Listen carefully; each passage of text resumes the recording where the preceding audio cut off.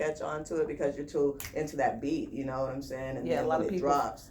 Yeah, that was one of my mom's favorite songs, and she was like, "Just ruined it for me." And Wow. just try to block it out. I can't do it now. But you also have to be a music lover to even be interested in those things. You know, I used to record with Alan Morris, rest his soul, Rest his soul. and we would record in my home studio. And when my kids were younger, they grow up. You know, you can hear kids' voices in the kitchen and running around. I would tell them to record and be quiet. And one day I started to comp a song, and I hear my kids laughing and joking or singing in the background. And the song that we had recorded was I wrote about my kids. Yeah. And I didn't hear it, you know, when we were recording it. He didn't hear it. And I was like, leave it in there. And he's like, you want to leave it in there? I said, yeah, leave it in there. I said, because that was a moment. You know what I mean? Yeah. Now, I didn't know Morris was going to die. I didn't know, you know, think about my kids getting older at the time and what that song meant. Yeah. And so those are certain things. Now, back in the day, they only had 4 tracks, so they couldn't get rid of things like we can today. Right. And you know, but it's also just sometimes it is what it is. When I hear a mistake in a song, I cringe. Right, and the person that produces the song probably cringes, but it is what it is. If you ever watched the documentary "Songs That Keep Life" with Stevie Wonder, every time a part comes on a certain song, I don't remember what it was. When he was playing the drums, he missed the cymbal and hit the mic, and it's actually in the mix. Oh. And he'll say, "Oh God, it's gonna come! Here it comes! Here it comes!" You know what I mean? And it's like even today, he's still like that bothers him. You know what I mean? Right. But it's in the mix. It's part of. Yeah, it's that's part history of what it now. was. Yeah. So and I just think that we listened to music different. We valued it differently, and I just feel that a lot of the other countries value music like we used to. Right. And it might be because they're behind. They're always following what we're doing. 10, 15 years from now, maybe they won't be watching the live music as much. Maybe they'll be playing Drake. I don't know. I don't see that. I don't see it either. But I don't see it because for the past 30 years, that's what they've been doing. So I don't see it, and that's what I'm saying. I don't see it changing too much over there. no, that's why I'm able to do the music that I do. You know, it changed. It's so finicky over here. It's so finicky. Like if you know, like of course I've been a fan of yours since we met. You know, we met at a unsung celebration years ago, but there is not a lot of people that will continue to. I mean, I can't say that there is a lot of people, but just as many people that continue to hold on to the fan base of who they love is the same amount that'd be like, oh, they ain't doing nothing this year. Right. You know what I'm saying? But you got those ultimate fans. You don't have to do stuff for 3 and 4 years, and then they see your face. You drop a single, and they'll go run out and buy, and you're like, wow, and a T-shirt. You know, because they're that loyal. I'm one of them. They're that loyal. I'm one of them.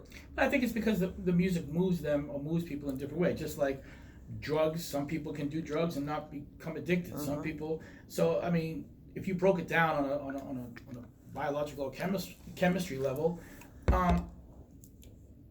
some music is like sugar to people, right? Right. Concentrated, and they get that high. And then other people are like, well, I'm good, I don't need any sugar. I'm like, oh, I get it, like give me a taste of it, but I'm not a sugar, I don't like chocolate, right? How can you not like chocolate? So that's why I can't expect everyone to feel the way that I do about music, because I also think it, to me, it's just an art form. Right.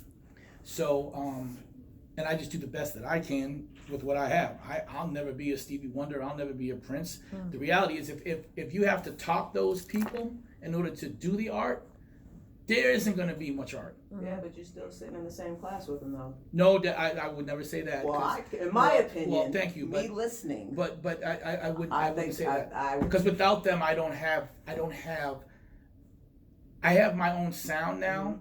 And with Purple Funk, that was a tribute to him. Yes. So I purposely tried to do a song that sounded like him, and I never really tried to do a song that sounds like somebody, but it was a tribute for him and John Blackwell. So it was a B-side idea, like a feel. That's what I was going for, that specific thing.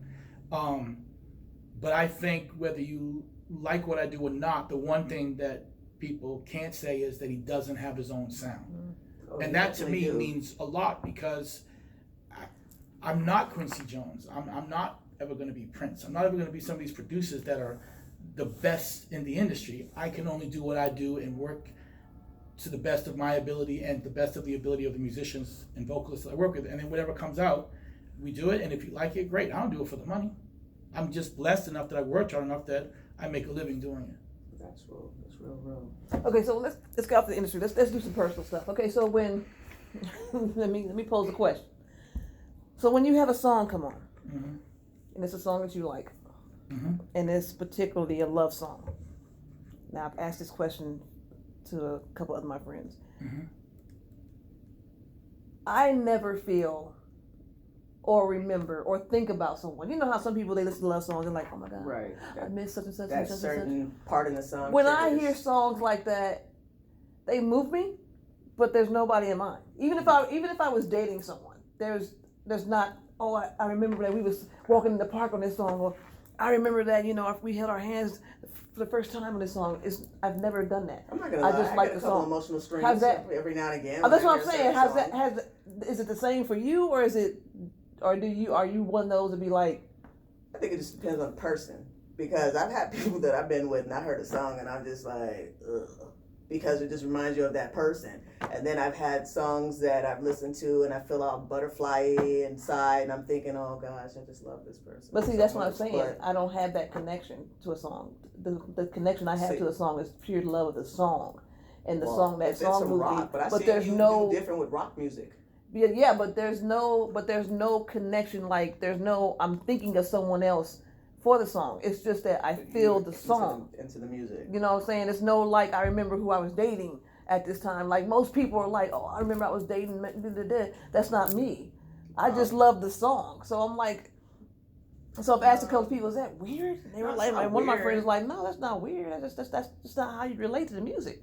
And I was like, okay, because I don't relate to music like that. Yeah, it's not a weird thing. It's just I think everybody has their own little vice, and like I said, I've had good moments with songs, and then some songs now to this day, I'll listen to that exes have played, and I'll sit back and I'll laugh because I actually listen to the words. I'm like, ooh, they didn't like me too much, did they? You know what I'm saying?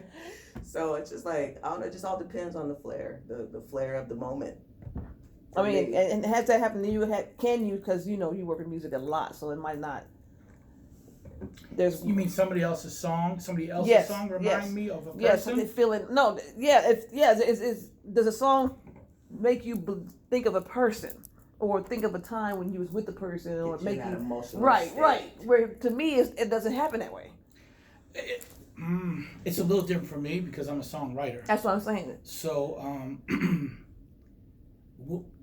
so I dissect songs when I hear them, and the first thing I think is, what could I have done to make this better? Right. When I hear a song and I'm like, oh, I can't touch this, that's when I know it's a great song. So I listen to music differently, and my philosophy on my songwriting had to change because of the process of songwriting for me and where it takes me in a dark place.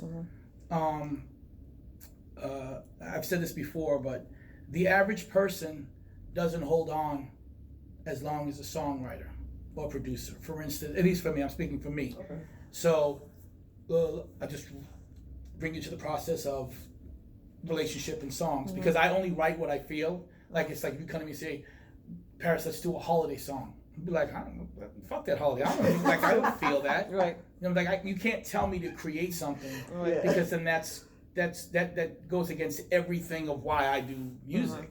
So I'm not a work for hire. You know what I'm saying? Like that shit doesn't work for me. Right. So if you take any lyric I've written or you feel any beat, that is what I was feeling at that moment. So if I meet you and I want to woo you, I'm going to write some lyrics in the moment of that particular situation. Then when the inevitable comes, because everything has an expiration, now I'm in a place that's not a good place, right? So Right. I'm writing, and in real life I'm living the moment. Right. Now let's say it's May, right? And I've broken up with that person, or that person's broken up with me. We're not together anymore. I now have a need to record those lyrics and create a song out of that. So maybe in June I'm now in the studio getting the ideas and laying it down. August I'm mixing it and it's finished. And now we're in November and the song comes out. I've gone through the process of holding on to that feeling the whole time. Whereas this person is probably in another relationship, in love, engaged. And now I'm also in that process, feeling that. It's like a healing And process. it's, yeah, so, Cathartic. so I had to learn to let go Soul therapy. of the song. And then in 2013, I said, I will never ever write another sad song ever again, because that was for personal reasons. Like, I just did not want to hold myself in that place. It drains you too. Oh, absolutely. You become obsessive. Yeah. You become depressed. You become dark, and like then a shell. You don't want anyone Right. touching that shell until you're ready to Right. butterfly open and let everybody know this is what I was feeling. This is what I was going through. Correct. And on an artistic level, what happens is, it's just like with any muse, you know. Sadly, okay. So now we get personal. So the most deep thing any woman's ever said to me in my entire life, which affected me, because usually I'm like, I'm gonna fuck with, you know what I mean? Because I was so into what I was doing in my world that nothing else ever mattered. And this was a person that I was in a relationship with after some bad shit that I had, and you think you need that person, and that's your soulmate, and you create this energy and feeling in your head. Right. You brainwash yourself into believing that Exactly. this is bigger than reality, right? This is Like you need this person. right. You need it, and life. then you become obsessive, and so it's just. And then this woman said to me, "You only know how to love in your songs," and that shit hit me like, "What the fuck are you talking? Like what? Like and I think it hit me so much because she was right. Wow. All the shit So she showed it to that you. I wrote, yeah, Face all front. the shit that I wrote was created in my own head to create the muse, to create the love, and then eventually I ruin it But that's to deep. then create the sad song, but then it would hold into real life, and ain't nothing worse than being in your own head, right? Because it's like, When how you do can't get out of fix your own that? head, How it's do all you this fix shit here, that? right? And then you realize, okay, this has to do with childhood shit. This has to do with, and then you realize, okay, this isn't. Okay, I use the expression when people start questioning other people's feelings and that. I say, what's the difference between someone that was abducted by a UFO and someone that thinks they've been abducted by a UFO? And the answer is nothing, because they both believe that shit. it. Oh, I would have got that wrong. I was So- thinking something totally different. Only because you're saying, well, somebody actually really did and somebody thinks they did. Right. So you might know that they didn't, but how are you going to tell that person? So when you have a broken heart, what does everybody say? I'm never going to get over this. In that moment, that's how you truly, honestly feel, right? That's I call it the facts. Mo Better Blues record, where you're lying on the floor with the records broken Oh my hearted, right? gosh, you got that blanket. But got then you your look back and you're chocolates. like, yeah, you're like, okay, I got over that shit, Once again, right? never. Hey, I've been So- there. I've Never been there. have. So here's the problem. You got to figure that out on a personal level, and I'm going to tell you why. So clearly, there's some kind of fear situation going on with you because of the... No. Let me tell you why. Tell Unless us. you understand bad, how you ever going to understand good? I do. Okay, so if you I say... was married for 20 years. Did you never had a broken Almost heart? 20 years. You never had a broken heart? Almost 20 years. With that, yeah, I can Okay. say that. Okay. But as far as anyone else, no, What you mean anybody else? no one else. You don't need anybody else. What's that So- mean? So So I can that's like say- the only real big heartbreak you had is with your ex. my ex-wife, yeah, Mm. my ex-wife. And quite honestly, a lot of that, I think it's all also in timing, right? So like, if you haven't learned from your past, I ain't going to do that shit again, That's right. right? A lot of it, Including marriage. right? Okay, but a lot of it also has to do with I've done it. looking in the mirror and saying, how much of this do I have to own? Yeah. Oh, I've owned all mine. Well, I'm probably still owning. You know. I I've owned all mine in that aspect, in that relationship, because you continue to grow. Yeah. You're always evolving. You always have to find something to own that you've done. So in that relationship, I've owned up, and pretty much all my relationships actually. Well, I'm like this. I've been great and a nice, peachy in this relationship I'm in right now. I cannot complain. You know what I'm saying? I see the crazy behind my eyes. You know what I'm saying? Well, So it all depends. Well, this is, okay, so when it comes to Not love, hard to right? see that crazy. When it comes to love, to me, love is an energy, right? I think it moves. I just feel like it moves, right? I think everything has to do with energy, creation, process, from wherever it comes from. But when someone says define love, it's like, well, which day you talking about? Which year? Which person? Because it's all different, right? If you think you're gonna love somebody from now the same way you loved them in the past, it's not gonna happen because you're a different person. It's a different situation, right? Yeah. It could be a different love, right? So I always use sports as an analysis. It is. It is because I feel like it is because you're dealing with, because one. people look at me different. People look at me when you say you're falling in love. That's the obsession part. Absolutely. That's the beginning.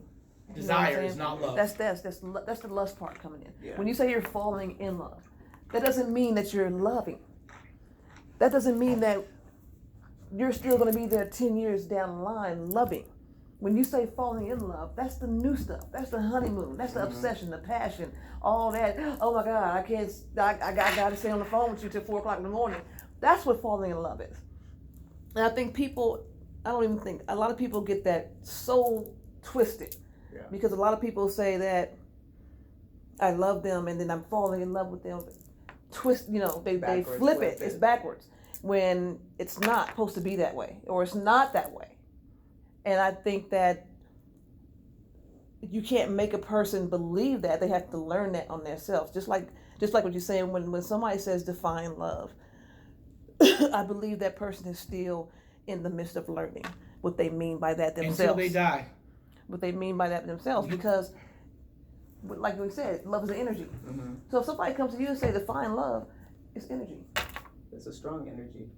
It can be different. It's our energy that entwines. Right. But it pulls you. It pulls you near. Right. Like it pulls you like so a if somebody comes to you and say define love, and you tell them that, and they're like, that's it? Oh, you haven't evolved yet. And I'm not going to knock you. It's like I can't show you. You got to be there. I'm not going to knock you for that. Come to you. It'll come to you eventually. When people come to me, first thing I do is I tell people I can't give you advice on shit that I don't do well. I can tell you shit that I didn't work out, and then say try not to do this. Right. But the one thing that I've learned before you get into a relationship, whatever things usually that you started with that were signs that it may not work, you ignore them because of the feeling of the energy of the potential, or in the moment you don't want to give that up. No different than eating food you ain't supposed to eat, because in the moment you're like, well, fuck the cancer, I'm eating this, right? Yeah. So I messed up a couple of times with lust. Everybody's messed up with lust because it's a strong feeling. So I say to people, here's the definition of love for me. Everyone has their own definition.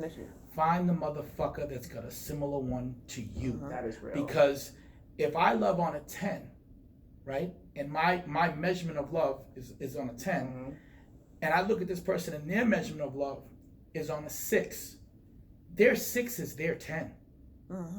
That's going to be a fucking problem in the future. Whether it be about sex, intellectually, having similar needs and things together, right? So when you find somebody, and if there's points, if you find someone and you're like, oh my God, this person just made me feel like I was the most beautiful person in the world because they did this or they did that to me, and physically it was just so incredible. And it's like, okay, well, first of all, this is Amanda Seals says, when the dick hit the heart. That to me was so funny because stigmatized. The same thing that Jill Scott said. Same thing that that's some strong shit. Like sex, good sex, not good sex. Because good sex will just get you through a little bit. I heard that from Sky. Incredible sex will make you do shit you thought you would never do. Number one, it'll make you think that that's what it is. Depending on the sex, you might be clearing out your bank account. You never know. All that, but the reality is, we all know that can't maintain ever. Once you mentally get to a certain point, you're gonna be like, and that's why when a man, at least for me, when you know that you got a girl and you got that kind of energy with her, and now She's like, no, When she starts getting strong, she's like, I ain't taking this shit no more because you treat me like shit just because. Then that messes with your ego. Then you start the whole so it becomes this vicious cycle. I ain't never gonna do it again. I'll be like, oh, you done moved up to an 8 now, huh? I'll be good for 2 weeks and then y'all start seeing my shit come back up. But it just has to do with maturity. But it does. A better human being. It does. And to learn to decipher between your fantasy and your reality, because I see a lot of people get wrapped up in the fantasy, and the fantasy is going to carry you so far before the reality smacks the hell out of you. Heck yeah, because if you live in that hot boy dream on stage, and then you get out and you doing hot pockets, I don't think she gonna like that too much. You know what I'm saying? Because But you're showing her a totally different vision of what she thinks she's supposed to be living. Right. Well, I mean, I'm now because I'm so honest now. Like I've never had to lie to get any, right? Right. Me neither.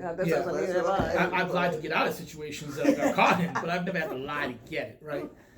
And I tell people all the time, making the first $1 million is not harder than maintaining it. Getting the ass is not harder than keeping it. Because the reality is, I believe in balance and percentages, and you only have so much percentage to give anything, right? So if we just take 100% as the whole, that's the most you can do. If you say, give 110%, you really can't. What you do is you're just taking a percentage off of something else and then adding that percentage into whatever it is you're doing. Something has to suffer, right? Right. So because you don't hear about Michael Jordan being a great political adversary. You don't hear about him being a great parent. You don't know. Yeah. But we know he most likely, when he was doing that run, he wasn't a great parent, because how great can you be if you're not there? If you're not, you know what I mean? And so I believe that success comes from where you place your energy. Doesn't matter what it is. Whatever you're doing, that's the success that you have currently. Exactly. Me getting here, my energy was to get here. That's the success that I had in getting here. Right. If someone said, well, I needed you to be doing something else, I can't be successful doing it because I'm somewhere else. So for me, it's very hard to, you can get somewhere and put all your energy into there. And then now they say, you got to have balance. Well, how are you going to maintain? Because now the competition is harder when you're on top. Right. So you're gonna give that less energy now to maintain it and give it somewhere else. Well, then that means you're gonna fall down. Right. And so the people that suffer for iconic artists or businessmen or whatever it is are usually family members, friends, associates. Like with me, I tell everybody the song is more important to me than anything else. It doesn't mean that I think that you're less of a human being, but do understand I'm here for the song. It's about the artistry. That's it. So I'm not here to go hang out at Blue Martini on Sunday and be cool and all that stuff, because there's somebody else that's not at Blue Martini and they're in the studio and their song is being pushed to Billboard. And if I want to be the best that I can be, that doesn't. So when you see me, it's usually because I need a break, or because people have made me feel so bad and guilty that listen, the world is bigger than what you're doing. We need some of that, you know what I mean? Yeah, you need to pop that out into the world and say hi. And I honestly feel like my music has so much truth to it.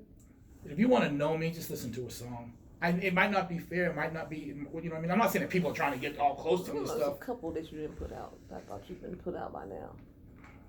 I don't know which ones they are, but they'll be out. There'll be a few that'll come out. I know exactly which ones. Just in case, because I know we're going to have some people that's wondering, some of the lady listeners. What's that? They're going to be listening. They listening. They want to know, is there a Miss Toon? Is there a Miss Toon out there? There's a few of them. My mom. No, I'm just saying my mom, my grandmother, my ex-wife. Do you have a current counterpart? No. All right.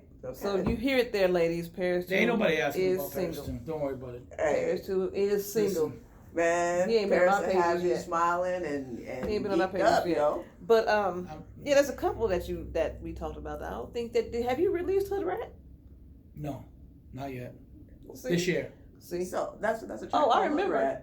I gotta hear this. He's got a couple that it's I called know. Terminator Hood Rat. Terminator Hood Rat. It's a couple I know that he hadn't released. That he was supposed to release. That you were supposed to release 4 years ago. Yeah. So basically, I listened to him as well. a few things affected me in a personal way, in a professional way, to where I had to take a break. One was losing Alan Morris, or Morris Allen is what the people call him, but it's Alan Morris to me. Losing Alan affected me in a way that I did not expect. Not that I thought anything was going to happen to him. I didn't realize for instance, when you're so into yourself and you think that you're the leader, you think that when you're doing for people all the time, that they're not giving back to you, right? So, for instance, like, listen, I put you on, motherfucker. I let you live in my house. I produce tracks.